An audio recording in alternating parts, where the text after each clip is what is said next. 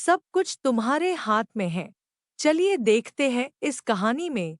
एक आदमी रेगिस्तान से गुजरते वक्त बुदबुदा रहा था, कितनी बेकार जगह है ये, बिल्कुल भी हरियाली नहीं है। और हो भी कैसे सकती है, यहाँ तो पानी का नामो निशान भी नहीं है। तपती रेत में वो जैसे जैसे आगे बढ़ रहा था, उसका गुस्सा भी बढ़ता जा रहा था। अंत में वो आसमान की तरफ देख झल्लाते हुए बोला, क्या भगवान, आप यहाँ पानी क्यों नहीं देते? अगर यहाँ पानी होता तो कोई भी यहाँ पेड़ पौधे उगा सकता था, और तब ये जगह भी कितनी खूबसूरत बन जाती।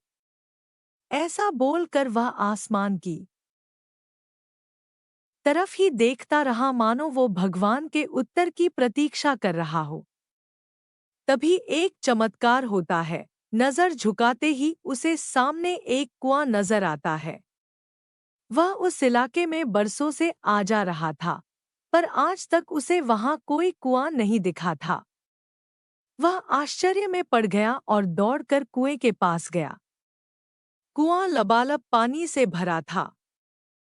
उसने एक बार फिर आसमान की तरफ देखा और पानी के लिए धन्यवाद करने की बजाय बोला, पानी तो ठीक है, लेकिन इसे निकालने के लिए कोई उपाय भी तो होना चाहिए। उसका ऐसा कहना था कि उसे कुएं के बगल में पड़ी रस्सी और बाल्टी दिख गई। एक बार फिर उसे अपनी आंखों पर यकीन नहीं हुआ।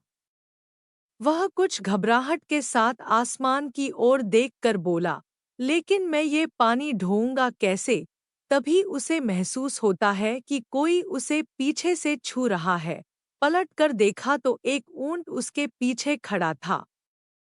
अब वह आदमी अब एकदम घबरा जाता है। उसे लगता है कि कहीं वो रेगिस्तान में हरियाली लाने के काम में न फंस जाएं, और इस बार वो आसमान की तरफ देखे बिना तेज कदमों से आगे बढ़ने लगता है। अभी उसने दो चार कदम ही बढ़ाया था कि उड़ता हुआ पेपर का एक टुकड़ा उससे आकर चिपक जाता है।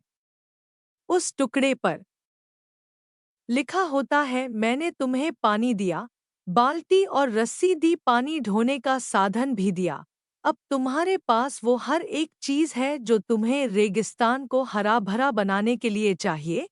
अब सब कुछ तुम्हारे हाथ में है। आदमी एक क्षण के लिए ठहरा, पर अगले ही पल वह आगे बढ़ गया और रेगिस्तान कभी भी हरा भरा नहीं बन पाया। सीख, कई बार हम चीजों के अपने मन मुताबिक न होने पर दूसरों को दोष देते हैं। हम सरकार को दोषी ठहराते हैं, कभी अपने बुजुर्गों को, कभी कंपनी को, तो कभी भगवान कोड़ोट पर। इस दोष करने के चक्कर में हम इस सच्चाई को अनदेखा कर देते हैं कि एक इंसान होने के नाते हमें वो शक्ति है कि हम अपने सभी सपनों को खुद साकार कर सकते हैं।